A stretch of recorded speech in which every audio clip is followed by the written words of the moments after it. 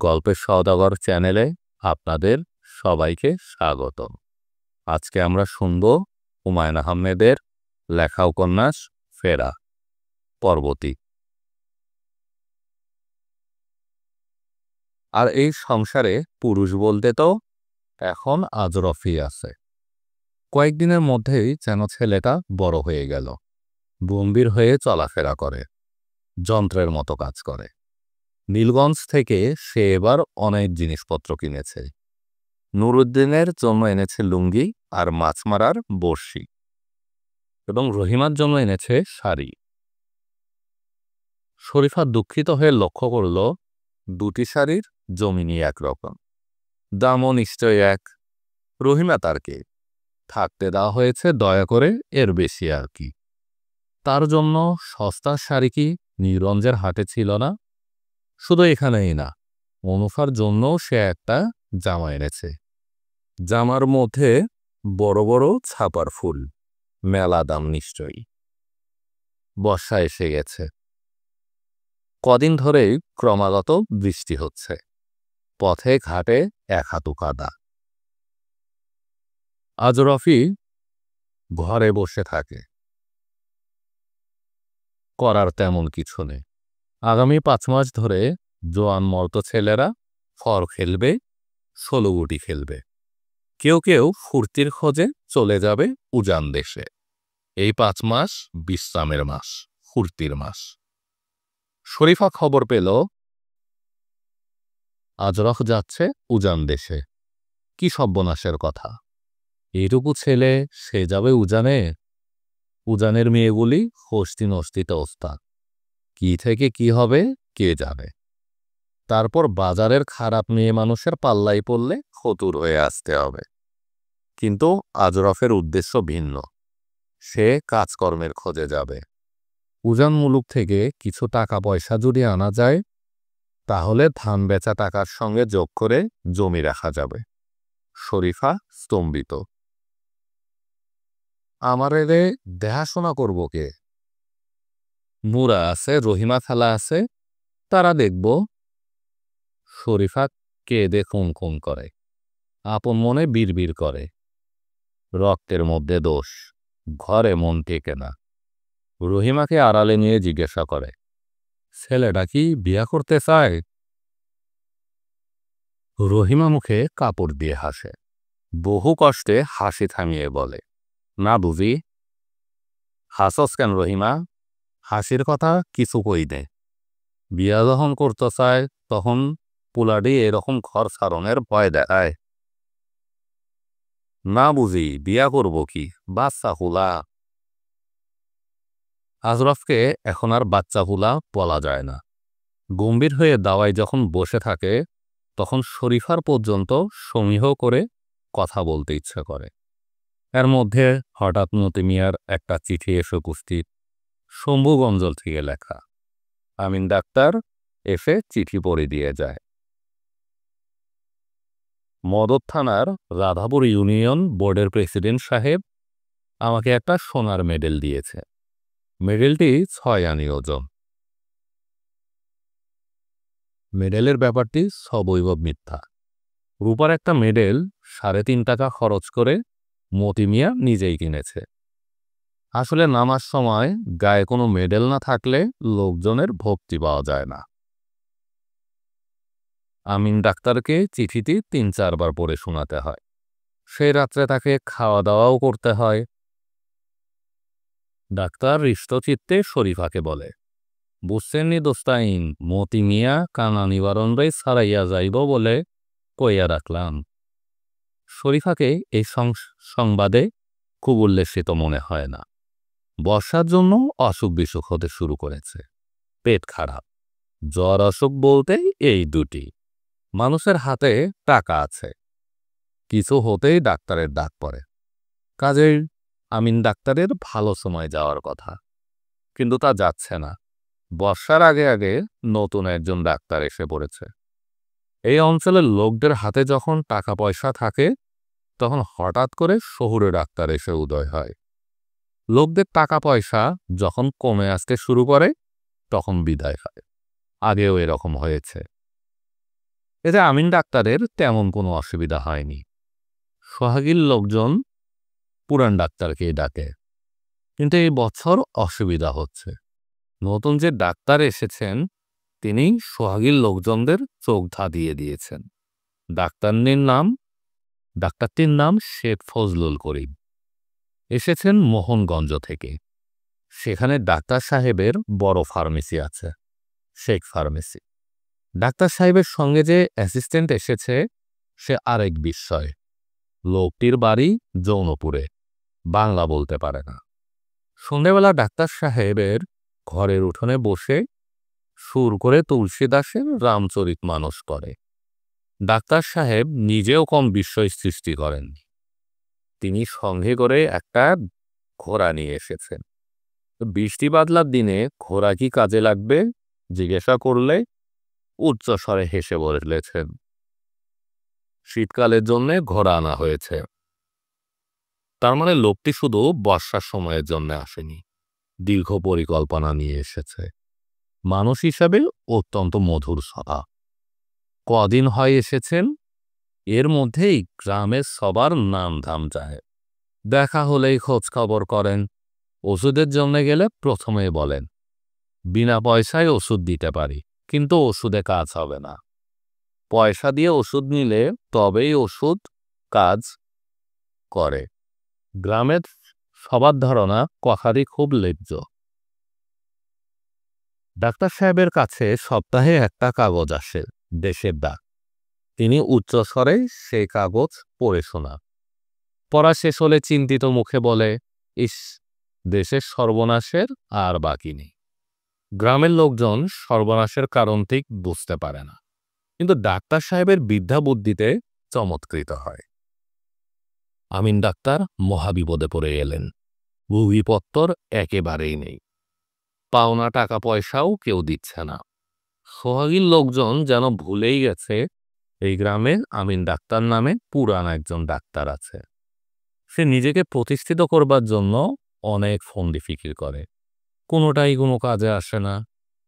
যেমন একদিন সকালে সেজেগুজে গম্ভীর মুখে তার ব্যাগ হাতে বেরুলো।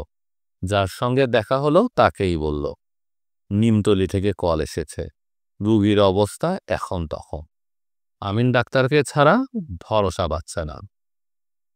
বিশেষ করে নিমতলির কথা বলার কারণ হচ্ছে নিমতলির সিরাজুল ইসলামের মতো নামী ডাক্তার থাকেন।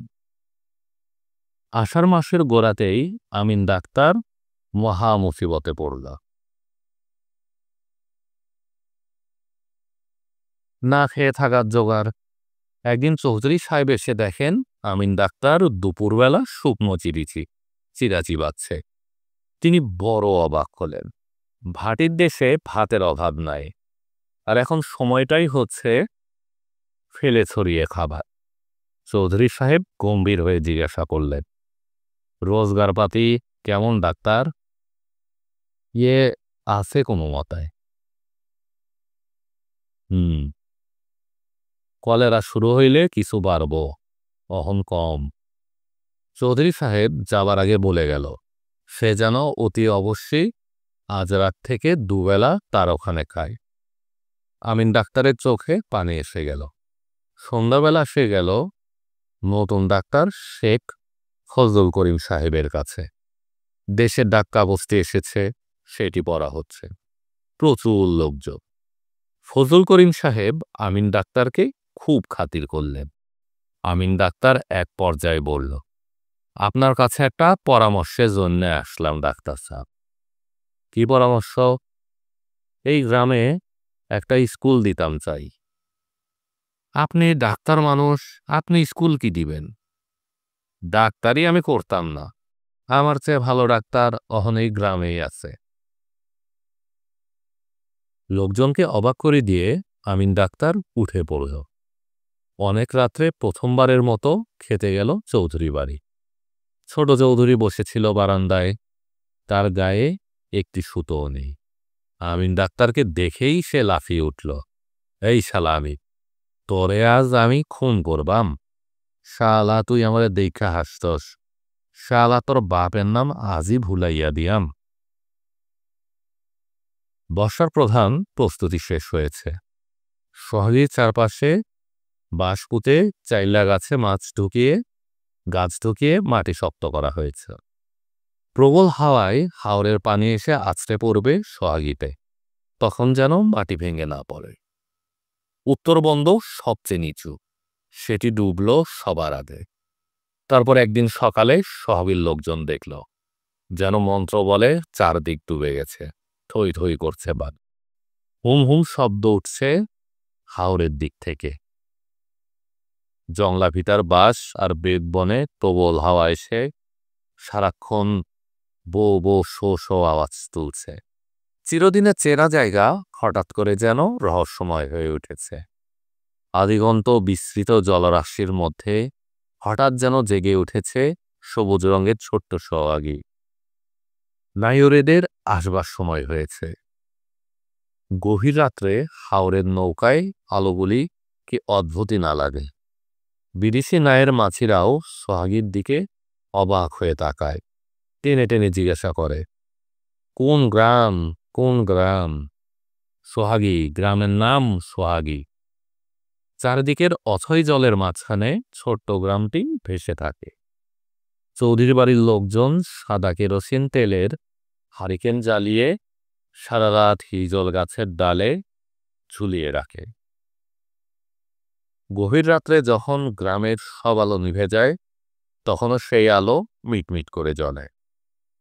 দূর থেকে সে আলো দেখে সোহাগীর নায়রি মেয়েরা আহ্লাদে নৌকা থেকে চেঁচিয়ে ওঠে, ওই আমার বাপের দেশ, দেখা যায় চৌধুরী বাড়ির লণ্ঠন। গাঢ় আনন্দে তাদের চোখ ভিজে ওঠে। ছেলেপুলেদের আনন্দের সীমা নেই, এখন বড়ই সুসময়। পানিতেই তাদের সারাদিন কাটে। এখন ডিঙ্গি নৌকা নিয়ে ঘর ছেড়ে বেরিয়ে গেলেও কেউ কিছু বলবে না, বরং খুশি হবে পানির সঙ্গে পরিচয় হোক। একদিন এদেরকেই তো ঝড়ের রাত্রে একা একা হাওর পাড়ি দিতে হবে। আমিন ডাক্তার চৌধুরী বাড়ির একটা অন্ধকার কোঠায় তার স্কুল সাজিয়ে বসে থাকল। প্রথম দিনে গোটাকুড়ি ছাত্র ছিল, এখন এসে থেকেছে 2 জনে। কালাচানের ছোট ছেলে বাদশা মিয়া আর কৈবতপাড়ার গণেশ। অন্য ছাত্ররা পড়ে থাকে হাওরের পানিতে। কার দায় পড়েছে আমিন ডাক্তারের কাছে অন্ধকার ঘরে বসে পড়তে বসার? 2 ছাত্রকে নিয়েই আমিন ডাক্তার মহা উৎসাহে লেগে থাকি। বাদশা মিয়া বোকার হদ্দ। আমিন ডাক্তার যখন কয়ের ওপর আঙ্গুল রেখে জিজ্ঞাসা করে, এটা কি? বাদশা মিয়া তখন আকাশ পাতাল চিন্তা করে গম্ভীর হয়ে বলে, সরেয়া। আমিন ডাক্তার প্রচণ্ড চল লাগায়, কিন্তু বাদশা মিয়ার বিদ্যা অর্জনের স্পৃহা সীমাহীন।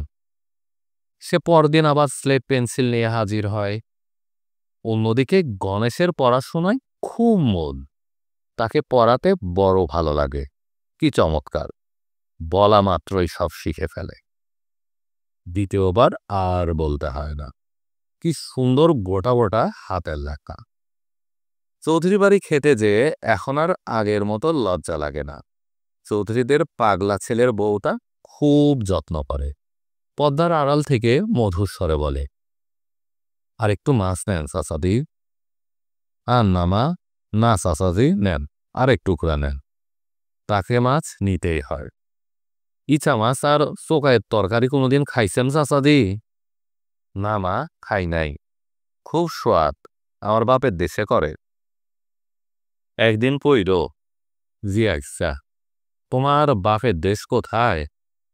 বহুত দূর, গায়ের নাম বেদশিক, নবীনগর ইউনিয়ন। ভাটি অঞ্চল? জি না, উজান দেশ। খাওয়ার পর পান আসে, একটা কামলা এসে তামাক সাজিয়ে দিয়ে যায়। পদ্মার আড়াল থেকে বউটি বলে, পেট ভরছে চাচাজি? আলহামদুলিল্লাহ, খুব খাইছি। আপনার যেটা খাওয়ানোর ইচ্ছা হয় আমারে কইবেন। বউটিকে আমিন ডাক্তারের খুব দেখতে ইচ্ছা করে, কিন্তু চৌধুরী বাড়ির পর্দা বড় কঠিন পর্দা, দেখা হয় না। ভাত খেয়ে ফেরার পথে চৌধুরীর পাগল ছেলেটির সঙ্গে প্রায় রোজই দেখা হয়। ছেলেটি হুঙ্কার ছাড়ে, কেডা যায়? আমিন ডাক্তার। এই শোয়ারের বাচ্চা, এইদিকে আয় তো। আমিন ডাক্তার না শোনার ভান করে এগিয়ে যায়। পাগলটা দারুণ হইচই করে, এই শালা কথা কস না কে, এই শালা। বউটার কথা চিন্তা করে আমিন ডাক্তারের বড়ই খারাপ লাগে। রোজ ভাবে চৌধুরী সাহেবকে বলে ছেলেটাকে নিখোল সাব ডাক্তারের কাছে নিয়ে যাবে, বলা আর হয় না। ভাদ্র মাসে হঠাৎ মতি মিয়া ফিরে এলো। তার গায়ে দামি একটা চাদর, মাথায় ঢেউ খেলান বাবরি চুল, হলুদ রঙের মটকার পাঞ্জাবিতে দুটো রূপার মেডেল ঝুলছে। মেডেল দুটির মধ্যে একটা সে সত্যি সত্যি পেয়েছে। কেরানীগঞ্জের এক ব্যাপারী খুশি হয়ে দিয়েছে। মতি মিয়া এখন নাকি বড় ঘাতক। সন্ধ্যার পর বাড়িতে লোকজন ভিড় করে। মতি ভাই, একটু গান বাজনা হোক, শুনলাম ওজান দেশে তোমারে লইয়া কারাকারি। মতি মিয়া গম্ভীর হয়ে থাকে। শৈলা জুত নাই, আইজ না। বলা মাত্রই এখন আর গানে টান দেওয়া যায় না, বড় ঘাতকদের মান থাকে না তাতে। বড় ঘাতকদের গান সাধ্য সাধনা করে শুনতে হয়। এখন গাও মতি ভাই। কালাইও নিজের বান্দা গান শোনাইতাম। নিজের গান বান্দ কও কি মতি ভাই? মতি মিয়া গম্ভীর হয়ে থাকে। গ্রামের লোক বড়ই চমৎকৃত হন। কাইল কিন্তু বেবাক রাত গান হইব, কি কও মতি ভাই? সানি রাত আইসে, বেবাক রাইত গান, বুদ্ধিরা কেমন দেহি। চেষ্টাকৃত একটা গাম্ভীর্য বহু কষ্টে মতি মিয়াকে ধরে রাখতে হয়। পরের রাতে মতি মিয়ার বাড়িতে কিন্তু কেউ আসে না, কারণ সন্ধ্যার কিছু আগে কোনো খবর না দিয়ে কানা নিবারণ হঠাৎ এসে উপস্থিত হয়েছে। আজ রাতটাই শুধু থাকবে। চৌধুরীদের আলায় বসেছে গানের আসর। ছেলে বুড়ো সব সন্ধ্যা থেকেই বসা। মেঘমুক্ত পরিষ্কার আকাশে সুন্দর চাঁদ উঠেছে। একসময় কানা নিবারণ গানে টান দিল। গ্রাম্য দুঃখী মেয়ের চিরকালের গান। শ্রাবণ মাস চলে গিয়েছে, ভাদ্র মাসও যায় যায়, তবু নৌকা সাজিয়ে বাপের দেশ থেকে আমাকে কেউ নায়ন নিতে আসলো না। গানের মাঝখানে একটা অল্প বয়সী বউ ফুপিয়ে কেঁদে উঠল। মেয়েটিকে এ বৎসর কেউ নিতে আসেনি।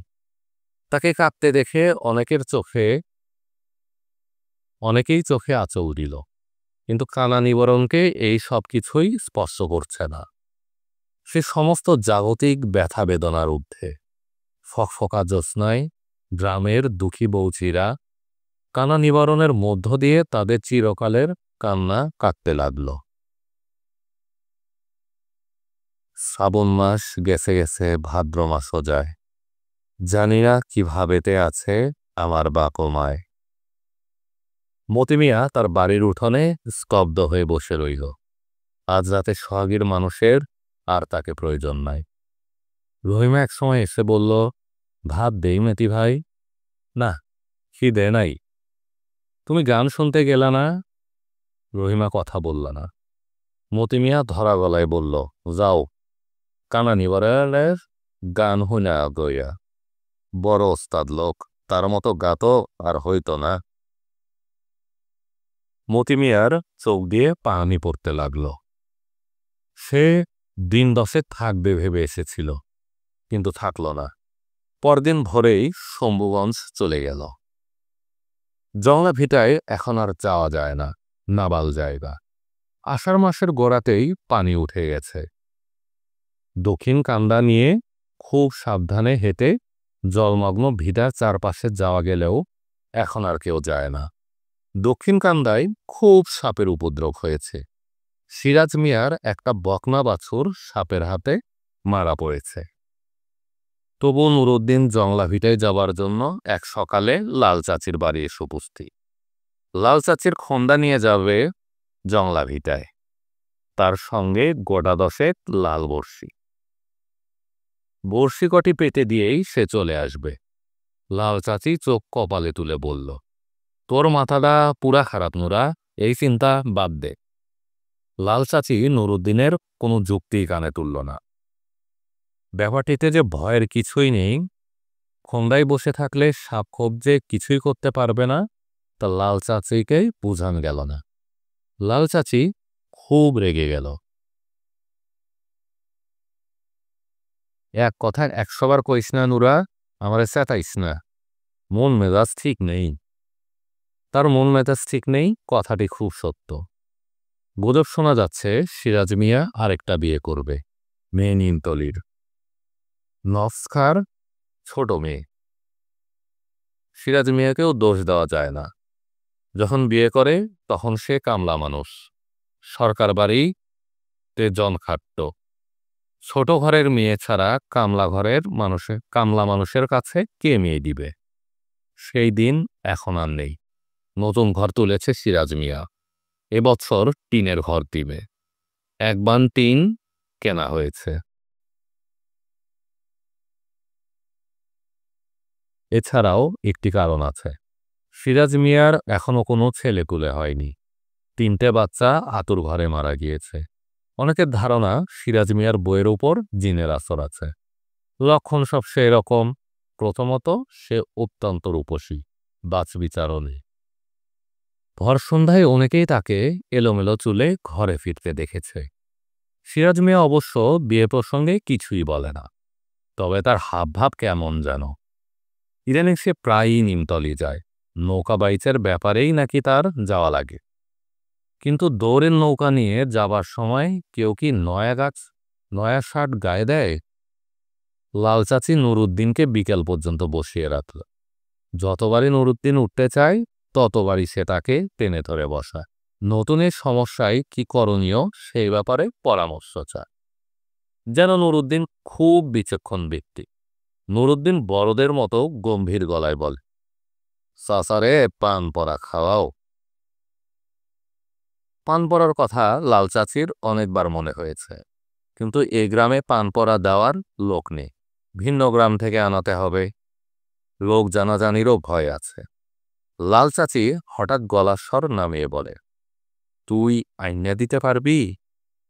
সুখান পুকুরে একজন কবিরাজ হুনসি পান পরা দেয়। আইসা, একলা যাওন লাগবো কিন্তু। আইসা, কেউ রে কম যাইত না, কাক পক্ষেও যেন না জানে। কেউ জানত না। নুরুদ্দিনের বড় মায়া লাগে। লাল চাচি যে আবার বাচ্চা হবে তা সে জানত না। চোখ মুখ সাদা হয়ে গেছে, হাত পা ভারী হয়েছে। চোখের নিচে কালি পড়ে এখন যেন আরো সুন্দর দেখায়। শুধু তাকিয়ে থাকতে ইচ্ছে হয়। লাল চাচি বলে, হা কইরা কি দেখোস? তোমার বাচ্চা হইব নাকি চাচি? কথার ঢং দেখো, চুপ থাক। নুরুদ্দিন একবার শেষ চেষ্টা করে, চাচি দাও না তোমার খন্দটা, যাইতাম আর আইতাম। আইসা যা, দেখায় তোর জঙ্গল ভিটা, দিরং করিস না। দিরং হইত না। খন্দায় উঠবার মুখে নুরুদ্দিন দেখল সোহাগীর দল তাদের বাইচের নৌকা নিয়ে মোহরা দিতে বেরিয়েছে। সিরাজ চাচা মাথায় একটা লাল গামছা বেঁধে নৌকার আগায়। নৌকা ছুটছে তুফানের মতো।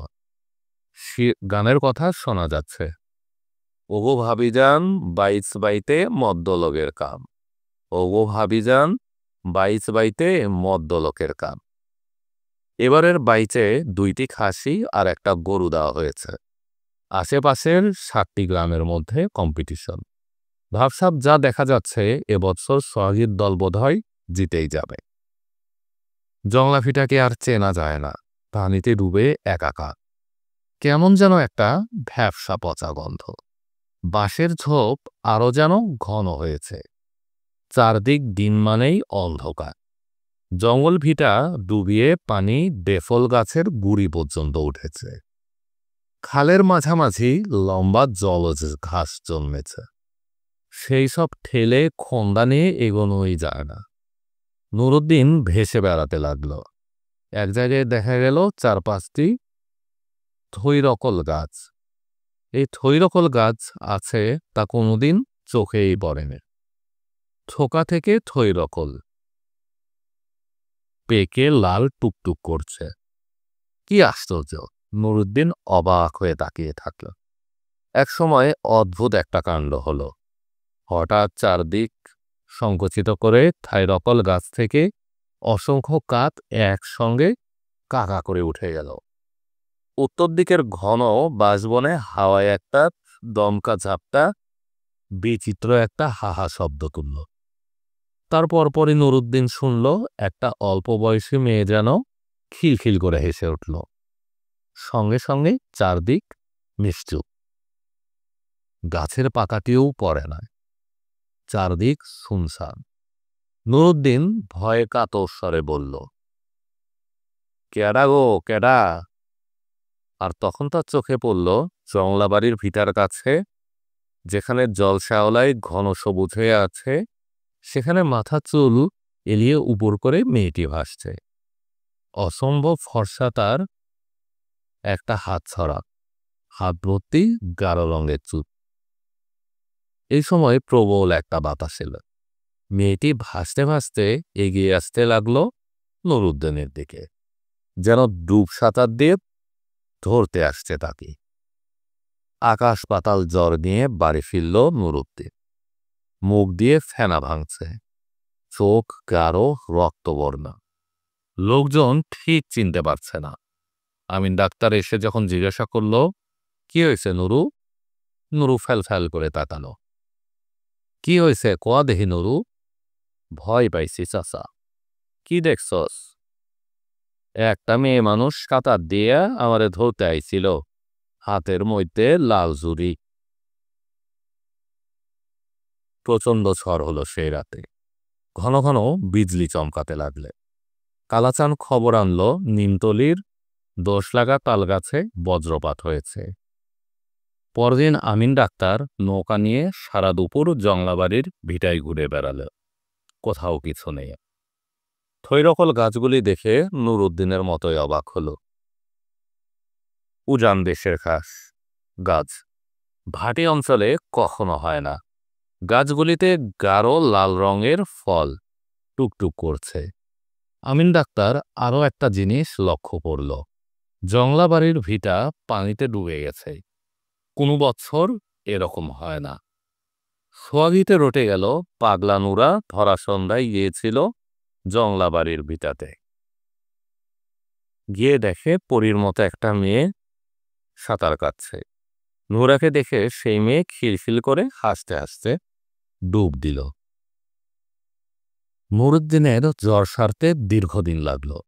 নিমতালির পীর সাহেব নিজে এসে তাবিজ দিলেই গৃহবন্ধন করলে। বারবার বলে গেলেন আর যেন কোনোদিন জংলা ভিটায় না যায়, জায়গাটাতে দোষ হয়েছে। নিমতলির তালগাছে যে থাকত সে জায়গা খুঁজে বেড়াচ্ছে। জংলা ভিটায় এসে তার আশ্রয় নেওয়ার বিচিত্র না। সোহাগীর পানি ঢুকছে এই ভয়াবহ খবরটি চৌধুরীদের পাগল ছেলে প্রথম টের পেল। তার রাতে ঘুম হয় না। বাংলা ঘরের বেঞ্চিতে বসে সিগারেট টানে এবং কোনো রকম শব্দ হলেই, কেডা, শোন নাকি, এই সোর, এই সোর, এই। তার চেঁচামেচি চলে ভোর পর্যন্ত। ফজরের আজানের পর সে ঘুমাতে যায়। দুপুর পর্যন্ত নাক ডাকিয়ে ঘুমায়। সেই রাত্রে সে উঠোনে পাটি পেতে শুয়েছিল এবং তার স্বভাব মতো চোর চোর বলে চেঁচাতে চেঁচাতে শেষ রাতের দিকে ঘুমিয়ে পড়েছিল। ঘুম যখন ভাঙল তখন সমস্ত উঠানে থই থই পানি, শো শো শব্দ উঠছে। শেয়াল ডাকাডাকি করছে চারদিকে। সে প্রথম কয়েক মুহূর্ত কিছুই বুঝতে পারল না। তার নিজস্ব স্বাভাবিক ভঙ্গিতে চেঁচালো, কেডা, শোন নাকি, এই শালা চোর, এই। তারপর মুহূর্তেই পানি আসে, পানি আসে বলে বিকট চিৎকার করে ছুটতে শুরু করল। এর প্রায় সঙ্গে সঙ্গে ডাক্তার ফজলুল করিম সাহেবের ঘোড়াটি বিকৃত স্বরে চেঁচাতে শুরু করল। গ্রামের পশ্চিম প্রান্তের গোয়ালঘরগুলি থেকে গরু ডাকতে লাগল। বেশিরভাগ মানুষ জেগে উঠল এই সময়। ছোট মসজিদের ইমাম সাহেব রাত 3:30টায় আজান দিলেন। সময়ে আজান মহাবিপদের সংকেত দেয়।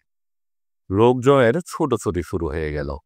সরকার বাড়ি থেকে সরকার সাহেব দোতলার বারান্দায় দাঁড়িয়ে দোলনা বন্দুক থেকে 4 বার ফাঁকা আওয়াজ করলেন। ছোট ছোট ছেলেমেয়েরা উচ্চস্বরে কাঁদতে শুরু করল। আমিন ডাক্তার যখন ঘর থেকে বেরোলো তখন তার উঠানে প্রায় হাঁটু পানি। এরকম অসম্ভব ব্যাপার সোহাগীর মানুষ কখনো দেখেনি। ভাটি অঞ্চলে পানি এত দ্রুত বাড়ে না, আর বাড়লেও পানি এসে বাড়ির উঠোনে কখনো ঢোকে না। আমিন ডাক্তার চৌধুরী বাড়ি এসে দেখে ইতিমধ্যে প্রচুর লোকজন জড়ো হয়েছে। একটা হ্যাজাক লাইট উঠোনের জলচৌকির উপর বসান। চৌধুরী সাহেব গলার শিরা ফুলিয়ে হাত ডাক করছে, ছেলে মেয়েগুলিরে সরকার বাড়িতে লইয়া যাও, গরু ছাগলের দড়ি কাটো, যান বাঁচানির চেষ্টা করো, ভ্যান্দার মতো চাইয়া থাইকো না। আমিন ডাক্তার দৌড়াতে শুরু করল। মতি মিয়ার বাড়ি যাওয়া দরকার, পুরুষ মানুষ কেউ নেই সেখানে। শরীফা সেরকম হাঁটাচলাও করতে পারে না। এতক্ষণ সে কথা মনেই হয়নি। মতি মিয়ার বাড়ির উঠানে অনেকখানি পানি। দক্ষিণ কান্দার একটা অংশ ভেঙে ভেঙে সরসর করে পানি ঢুকছে। উঠানের বাঁ দিকটা উঁচু, সেখানে জলের একটা প্রবল ঘূর্ণ উঠেছে। আমিন ডাক্তার মতি মিয়ার বাড়িতে ঢুকে বেশ অবাক হল। রহিমা সবকিছু নিপুণভাবে গুছিয়ে ফেলেছে। হাঁস মুরগি গরু ছাগল সমস্তই ছেড়ে দেওয়া হয়েছে। চৌকির নিচে ইট দিয়ে অনেকখানি উঁচু করে তারপর ধান রাখা হয়েছে। প্রয়োজনীয় কাপড় চোপড় একটা বড় পুটলায় রাখা হয়েছে।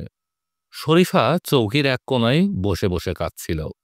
আমিন ডাক্তার গম্ভীর হয়ে বলল, অহন কান্দনের সময় না দোস্তাইন, সরকার বাড়িতে যাওন লাগব। আমি কেমনে যাই? নেওনের ব্যবস্থা করতাছি, এখন শরমের সময় না, হাতটা ধরেন দেহি। সরকার বাড়ি কিন্তু যাওয়া গেল না। দক্ষিণ কান্দার ভাঙা অংশে জলের চাপ খুব বেশি। সরকার বাড়ি যেতে হলে ভাঙা জায়গাটা পেরোতে হয়। কৈবতপাড়ার জেলেরা সবাই চলে এসেছে দক্ষিণ কান্দায়। অনেকগুলি কুপি জ্বলছে সেখানে। চাটাই বিছিয়ে মেয়েরা সব উচ্চস্বরে কলরব করছে। শরীফাকে ওদের কাছে বসিয়ে রেখে আমিন ডাক্তার রহিমাকে আনতে গেল। রহিমা খুন্তি দিয়ে গভীর মনোযোগের সঙ্গে ঘরের ভিতর কি যেন খুঁজছে। আমিন ডাক্তারকে দেখে সে শান্ত স্বরে বলল, আজরফ এইখানে ধান বেচা টাকা লুকাইয়া রাখছে, পানি উঠলে সব নষ্ট হইব। আমিন ডাক্তার বেশ অবাক হলো। তোমারে কইছিল যে এখানে লুকাইছে? না। তুমি জানলা কেমনে? রহিমা জবাব দিল না, এক মনে খোঁড়াখুড়ি করতে লাগল। ডাক্তার ভাই, কি আপনি অনুফা আর নুরুদ্দিনরে লইয়া যান, আমার দিরং হইব। অনুফা নুরুদ্দিনের সঙ্গে চৌকিতে বসে খোঁড়াখুড়ি দেখছিল। সে মৃদস্বরে বলল, সকলে মিলা একসঙ্গে যাইতাম চাচা। খুচিতে বাঁধা টাকা পাওয়া গেল শেষ পর্যন্ত। রহিমা বলল, আপনার কাছে রাহেন ডাক্তার ভাই, আমার কাছে গেলে মেয়ে মানুষের হাতে টাকা থাকুন নাই, দোষ হয়। দক্ষিণ কান্দায় তারা যখন পৌঁছালো তখন পূর্ব দিক ফর্সা হতে শুরু করেছে। কান্দার পশ্চিম পাশে অনেকগুলি ছেলে মেয়ে খুব হইচই করছে। কৈবদ্যের একটা ছেলে দৌড়াদৌড়ি করছিল, পা ছিলে নিচে পড়েছে। তাকে তুলে এনে শক্ত মার লাগানো হচ্ছে। কৈবদ্যের প্রবীণ নরহরি দাস তামাক টানছে আর বলছে, শক্ত মাইক দাও, খুব শক্তে দাও, তামাশা পাইছে। আমিন ডাক্তার বলল, ও নুরা, তোর মারে খুইজা বাইর কর, খবরদার কান্দার কিনারত যাইস না, এক সদ দিয়ে দাঁত ফালাইয়া দিয়াম। নুরুদ্দিন অনুফার হাত ধরে চোখের নিমেষে ছুটে গেল। আমিন ডাক্তার অবাক হয়ে বলল, কারবারটা দেখছনি রহিমা? না করলাম যেটা হেইডা হরণ চাই। রহিমা মৃদস্বরে বলল, আপনার একটা কথা কইতাম চাই। কি কথা? কথাটা আপনি কিন্তু রাখবেন আমিন ভাই। আমিন ডাক্তার বিস্মিত হয়ে বলল, বিষয়টা কি? অনুফারে নিখোঁজ সব ডাক্তারের কাছে পাঠাইতাম চাই। এখানে স্কুল আছে, কলেজ আছে, লেখাপড়া শিখব। আইজ হঠাৎ এই কথা, কি কাণ্ড? ডাক্তার ভাই, পানি নামলে এখানের অবস্থা খুব খারাপ হইবে। আজরফের 2টা পেট ক্ষমতা থাকতো না। তুমি তো অনেক দূরের কথা কও রহিমা। না ডাক্তার ভাই, দূরের কথা না। নিখিল সাহেব ডাক্তারের কাছে নিলে খ্রিস্টান হওয়া লাগে, এই কথা জানো তো? জানি। তুমি চিন্তাটা একটু বেশি করতাছ রহিমা। এই পানি থাকতো না, যেমন হঠাৎ আইছে সেই রকম হঠাৎ যাইব। ডাক্তার ভাই, এই পানি মেলা দিন থাকবে। কান্দার ঠিক মাঝখানে কারা যেন একটা আগুন করেছে। দুর্যোগের সময় মানুষ প্রথমে অকারণেই একটা আগুন জ্বালাতে চেষ্টা করে। আজকে এই আগুনের অবশ্য প্রয়োজন ছিল। ভেজা গা শুকোতে হবে। তাছাড়া বিলের দিক থেকে ঠান্ডা হাওয়া দিচ্ছে। আমিন ডাক্তার দেখল ফজলুল করিম সাহেব আগুনের কাছে এসে হাত মেলে দাঁড়িয়ে আছে। তার এখানে আসার কথা নয়। তার ঘরের কাছেই সরকার বাড়ি। এই যে, ও ভাই আমিন ডাক্তার, এ কি অবস্থা? অবস্থাটা খারাপ। ওই আপনি এত দূর আসলেন? আমার ঘোড়ার খোঁজে আসছি। মরেই গেছে নাকি? কি বিপদ দেখেন তো। পাইছেন ঘোড়া? কই পাবো বলেন? ছি ছি, মানুষ থাকে এখানে? নুরুদ্দিন আর অনুফা জারুল গাছের গুড়িতে চুপচাপ বসে আছে। গাছটি কান্দার ধার ঘেঁষে উঠেছে। নিচে তাকালে পানির খোলাবর্ত চোখে পড়ে। শরীফা বেশ কয়েকবার ডাকল, নুরু, অত পানির ধার থাকিস না, কাছে হিসাব। নুরু গা করে না। ফিসফিস করে অনুফাকে কি যেন বলে। অনুফা খিলফিল করে হেসে ওঠে। শরীফা ধমকে ওঠে, হাসিস না, খবরদার, বিপদের মধ্যে আসছি। কিছুই তোর মায়ে তোরাই শিখায় নাই? ভোরবেলা দেখা গেল খোলা পানি কান্দা ছুঁই ছুঁই করছে। নরহরি দাস মুখ কালো করে ঘুরে বেড়াতে লাগল। 24 সনের বানের লাহান লাগে গো। কৈবদ্যের 4টি নৌকা জারুল গাছের গুড়িতে শক্ত করে বাঁধা।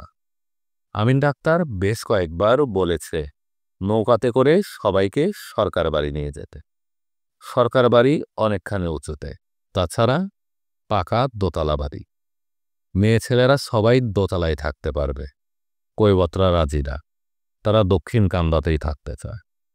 সারা রাত ঝড় বৃষ্টি কিছুই হয়নি। সকালবেলা দেখা গেল আকাশে ঘন কালো মেঘ। দুপুরের পর মুষলধারে বৃষ্টি শুরু হলো।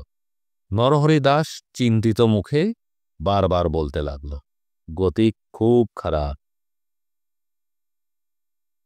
বিকেলের দিকে বৃষ্টির চাপ কিছু কমতেই দেখা গেল ছোট ছোট খন্দা নিয়ে সরকার বাড়ির কামলারা ঘুরে বেড়াচ্ছে।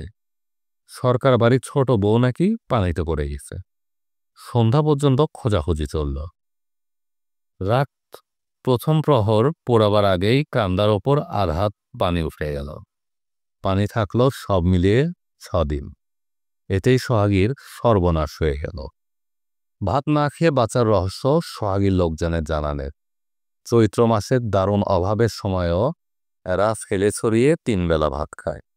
এবার কার্তিক মাসে কারো ঘরে এক দানা চাল নেই। জমি ঠিকঠাক করার সময় এসে গেছে। বীজ ধান দরকার, হালের গরু দরকার। সিরাজ মিয়ার মতো সম্ভ্রান্ত চাষিও তার কিনে রাখা ঢেউটিন জলের দামে বিক্রি করে দিল। ঘরে ঘরে অভাব। ভেজারন শুকিয়ে যে চাল করা হয়েছে সে চালে উৎকট গন্ধ, পেটে সহ্য হয় না। মোহনগঞ্জ থেকে আটা এসেছে। আটার রুটি কারো মুখে রুচে না, কেউ খেতে চায় না। লগ্নির কারবারিরা চড়া সুদে টাকা ধার দিতে শুরু করল। ঠিক এই সময় কলেরা দেখা দিল। প্রথমে মারা গেল ডক্টর ফজলুল করিম সাহেবের কম্পাউন্ডারটি। হাতির মতো জোয়ান লোক, 2 দিনের মধ্যেই শেষ। তার পরের দিনই একসঙ্গে 5 জন অসুখে পড়ল। আমিন ডাক্তার দিশেহারা হয়ে পড়ল। ওষুধপত্র নেই, খাবার নেই, কিভাবে কি হবে। রাতে ঘর বন্ধ করে বসে থাকে সবাই। ওলা ওঠার সময় খুবই দুঃসময়। তখন বাইরে বেরোলে রাত বিরাত বিকট কিছু চোখে পড়তে পারে। চোখে পড়লেই সর্বনাশ। ডাক্তার ফজলুল করিম সাহেব কলেরা শুরু হওয়ার চতুর্থ দিনে কাউকে কিছু না বলে চলে গেলেন। আমিন ডাক্তারের কাছে ওষুধপত্র নেই। নিমতলির সিরাজুল ইসলামের কাছে লোক গিয়েছিল, তিনি আসলেন না। নিমতলিতেও কলেরা লেগেছে, সেখানকার অবস্থা ভয়াবহ। তবে সেখানে সরকারি সাহায্য এসেছে। সোহাগীতে এখনো কেউ আসেনি, কেউ বোধহয় নামও জানে না সোহাগীর। পঞ্চম দিনে রহিমার ভেদ বমি শুরু হলো। আমিন ডাক্তার ছুটে গেলেন সঙ্গে সঙ্গে। কিছু করবার নেই, রোগীর পাশে বসে থাকা ছাড়া আর কি বা করা যায়। শরীফা রহিমার মাথা কোলে নিয়ে বসেছিল। নুরউদ্দিন অনুফার হাত ধরে বারান্দায় বসেছিল। শরীফা ডুকরে কেঁদে উঠল। এ কি সর্বনাশ ডাক্তার! আল্লাহর নাম নেন, আল্লাহ নিগাবান। রহিমার শরীর খুব খারাপ হলো মাঝরাতে। শরীফা ধরা গলায় বলল, কিছু খাইতে চাই, নুন চাই বোন? না বোন, আমার উপর রাগ রাইখো না। না, আমার রাগ নাই, তোমরা সঙ্গে আমি সুখেই আসছিলাম। শরীফা হাউমাউ করে কেঁদে কাঁদতে লাগল। আমিন ডাক্তার উঠোনের চুলায় পানি শুদ্ধ করছিল। শরীফা বের হয়ে এসে বলল, এরে নিখিল সাব ডাক্তারের কাছে নিলে ভালা হইয়া যাইত। সময় নাই দোস্তাইন, সময়ের অনটন। রহিমা মারা গেল শেষ রাত্রে। অনুফাকে দেখে মনে হলো না সে খুব বিচলিত হয়েছে। আমিন ডাক্তার বলল, অনিফা বেটি, সিদ্ধ পানি দিয়া গোসল কর। সব জামা কাপড় পানির মধ্যে সিদ্ধকরণ দরকার। অনুফা কোনো আপত্তি করল না। আমিন ডাক্তার অনুফার মাথায় পানি ঢালতে লাগলো। অনুফা ফিসফিস করে বলল, চাচাজি, নিখল সাব ডাক্তার আইতাছেন। কি কাজবে তুই বেটি? নিখল সাব ডাক্তার এই গ্রামে আইতাছে। সে রাত্রে সোহাগীতে মারা গেল 6 জন। গ্রাম বন্ধন দেওয়ার জন্য ফকির আনতে লোক গেছে। ফকির শুধু গ্রাম বন্ধনই দিবে না, ওলা ওঠাকে চালান করে দিবে অন্য গ্রামে। অমাবস্যার রাত্রি ছাড়া তা সম্ভব নয়। ভাগ্যক্রমে আগামীকাল অমাবস্যা। ফকির সাহেব সকালে এসে পৌঁছলেন। ডাক্তার রিচার্ড অ্যালেন নিকলসন এসে পৌঁছালেন দুপুরবেলা। খবর পেয়ে আমিন ডাক্তার চৌধুরী বাড়ির ভাত ফেলে ছুটে এলো। ভালো আছো আমিন? নিখল সাহেব হাসি মুখে জিজ্ঞেস করলেন। বিস্ময়ে চোটে আমিন ডাক্তারের মুখে কথা ফুটল না। ডাক্তার নিখল সাহেব চুরুটে লম্বা টান দিয়ে বলল, আমরা নিমতলি গিয়েছিলাম, সেখানে সরকারি সাহায্য এসেছে, কাজেই তোমাদের এখানে আসলাম। আমাদের আরেকটা টিম গেছে সুখানপুকুর। তোমাদের অবস্থা কি? স্যার, খুব খারাপ। পানি ফুটিয়ে খাচ্ছে তো লোকজন। নিখিল সাহেব হাসতে লাগলে, যেন পিকনিক করতে এসেছে। আপনারা শুনছিলেন হুমায়ুন আহমেদের লেখা উপন্যাস ফেরা, পর্ব 3। গল্প পঠনটি ভালো লেগে থাকলে আমাদের গল্পের সওদাগর চ্যানেলটি সাবস্ক্রাইব করুন, লাইক ও শেয়ার দিয়ে সাথে থাকুন, পাশে থাকুন, গল্প শুনুন।